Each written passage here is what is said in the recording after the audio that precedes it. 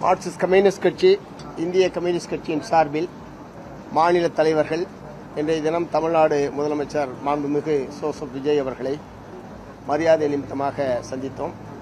அவர் முதலமைச்சராக பதவியேற்றதற்கு பிறகு நடந்திருக்கிற முதல் சந்திப்பு இது. அந்த வகையில் தமிழ்நாட்டு மக்கள் எதிர்நோக்கக்கூடிய பல்வேறு முக்கிய கோரிக்கைகள், பிரச்சனைகள் சம்பந்தமாக மாண்புமிகு முதலமைச்சர் அவர்களுடைய கவனத்துக்கு கொண்டு வந்திருக்கிறோம். குறிப்பாக வேலையின்மை என்பது இன்றைக்கு மிக முக்கியமான ஒரு பிரச்சனையாக தமிழகத்தில் இருந்து கொண்டிருக்கிறது. ஆகவே புதிய வேலை வாய்ப்புகளை உருவாக்கக்கூடிய வகையிலேயும் ஏற்கனவே இருக்கக்கூடிய காலி பணியிடங்களை நிரப்ப வேண்டும், அதிலே கூடுதலான கவனத்தை தமிழ்நாடு அரசாங்கம் செலுத்த வேண்டும் என்பதை நாங்கள் வற்புறுத்திருக்கோம். குறிப்பாக பள்ளிகள், கல்லூரிகளில் நிறைய காலியிடங்கள் இருக்கிற காரணத்தினால் கல்வி தரம் என்பது பாதிக்கப்படக்கூடிய ஆபத்து என்பது இருக்கிறது. கல்வி நிலையங்கள் திறந்தாகிவிட்டது, அடுத்து கல்லூரி திறக்க இருக்கிறது. ஏற்கனவே ஆசிரியர் தேர்வாணையம் நடத்தியிருக்கக்கூடிய தேர்வில் ஏற்பட்டிருக்கக்கூடிய குளறுபடிகள் சம்பந்தமாகவும் உடனடியாக அரசு தலையிட்டு தேர்வு எழுதியவர்களுக்கு நியாயம் கிடைக்கக்கூடிய வகையில் நடவடிக்கை எடுக்க வேண்டும். அதன் மூலமாக கல்லூரிகளில் உதவி பேராசிரியர்கள் பணியிடங்கள் நிரப்பப்பட வேண்டும் என்பது உட்பட வேலையின்மை என்கிற பிரச்சனையை தீர்வு காணக்கூடிய வகையில் தமிழ்நாடு அரசுடைய நிதிநிலை அறிக்கையில் பல புதிய அறிவிப்புகளை தமிழக மக்கள் எதிர்பார்க்கிறார்கள், இளைஞர்கள் எதிர்பார்க்கிறார்கள். அவர்களுடைய எதிர்பார்ப்புகளை பூர்த்தி செய்யக்கூடிய வகையில் அரசுடைய நிதிநிலை அறிக்கை இருக்க வேண்டும் என்பதை முதலமைச்சருடைய கவனத்துக்கு நாங்கள் கொண்டு வந்திருக்கோம். அதே மாதிரி பெண்கள், குழந்தைகள் மீதான பாலியல் வன்கொடுமைகள் என்பது பொதுவாக தொடர்ச்சியாக நடைபெற்றுக் கொண்டிருக்கிறது.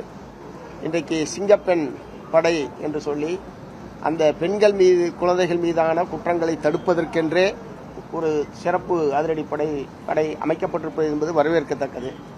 ஆனால் அவர்களெல்லாம் ஏற்கனவே காவல்துறையில் இருந்தவர்கள் தான் இதற்கு பணிமாற்றம் செய்யப்பட்டிருக்கிறார்கள்.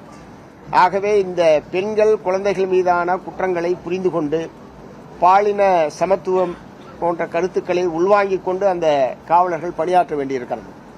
ஆகவே சிங்கப்பெண் அதிரடிப்படையில் உள்ள அந்த அதிகாரிகளுக்கு, அதில் பணியாற்றக்கூடியவர்களுக்கு ஒரு பயிற்சி அளிப்பதற்கு தமிழ்நாடு அரசாங்கம் ஒரு சிறப்பு முயற்சி எடுக்க வேண்டும் என்பதை நாங்கள் சொல்லியிருக்கோம். அதே மாதிரி மிக முக்கியமாக தொழிலாளர் தொகுப்பு சட்டங்கள் என்பது ஏற்கனவே மத்திய அரசால் அமல்படுத்தப்பட்டிருக்கிறது.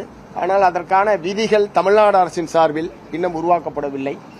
அதற்கான விதிகளை உருவாக்குகிற போது தமிழ்நாட்டில் உள்ள அனைத்து தொழிற்சங்க தலைவர்களையும் அழைத்து அவர்களோடு ஒரு கலந்துரையாடல் நடத்தி தமிழ்நாட்டினுடைய தொழிலாளர்களுடைய உரிமைகளை பாதுகாக்கத்தக்க வகையில் அந்த விதிமுறைகள் என்பது உருவாக்கப்பட வேண்டும்.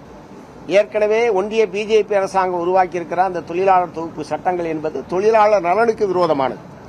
ஆகவே எக்காரணம் கொண்டும் அதை அப்படியே அமுல்படுத்துவது என்கிற அணுகுமுறையை தமிழ்நாடு அரசாங்கம் மேற்கொள்ளக்கூடாது. ஏற்கனவே கேரள மாநில அரசாங்கம் நீதிபதி கோபால் கவுடே என்பவர் தலைமையிலே ஒரு குழு அமைத்து இந்த சட்டம் சம்பந்தமான ஒரு முழுமையான ஆய்வினை நடத்தி தொழிலாளருடைய உரிமைகளை பாதுகாக்கத்தக்க வகையில் பல பரிந்துரைகள் என்பது கொடுக்கப்பட்டிருக்கு. ஆகவே நீதிபதி கோபால் கவுடே அவர்களுடைய அந்த பரிந்துரையை தமிழ்நாடு அரசாங்கம் பெற்று தொழிற்சங்க தலைவர்களோடும் கலந்துரையாடல் நடத்தி அந்த விதிகளை உருவாக்க வேண்டும் என்பதை நாங்கள் முதலமைச்சர் அவர்களிடத்தில் சொல்லியிருக்கோம்.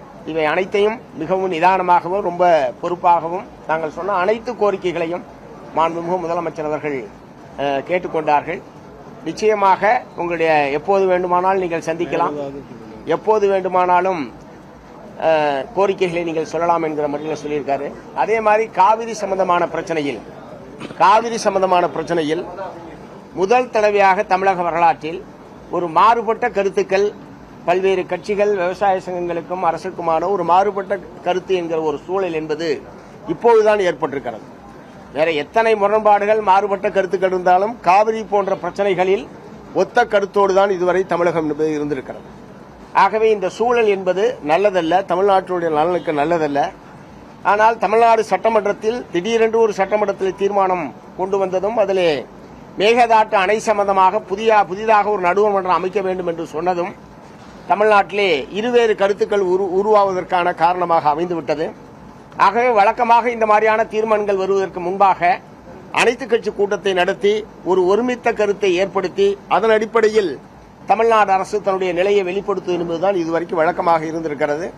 நடந்தவையாக இருக்கட்டும். இப்போது இப்படிப்பட்ட ஒரு மாறுபட்ட கருத்துக்கள் ஏற்பட்டுவிட்ட சூழ்நிலையில் ஒத்த கருத்தை உருவாக்குவதற்கு அனைத்து கட்சிகள், அனைத்து விவசாய சங்க பிரதிநிதிகளுடைய கூட்டத்தை தமிழ்நாடு அரசாங்கம் நடத்தி இது எந்த அடிப்படையில் அரசு அதை ஏற்றுக்கொண்டது அல்லது எந்த அடிப்படையில் அரசு அந்த முடிவுக்கு வந்தது என்பதை விளக்குவதன் மூலமாக ஒரு ஒருமித்த காவிரி சம்பந்தமான பிரச்சனையில் ஒருமித்த கருத்தை தமிழகத்தில் ஏற்படுத்துவது என்பது மிக மிக அவசியமான ஒன்று என்பதை நாங்கள் சொல்லியிருக்கிறோம். அதை அவர்கள் ஏற்றுக்கொண்டிருக்கிறார்கள்.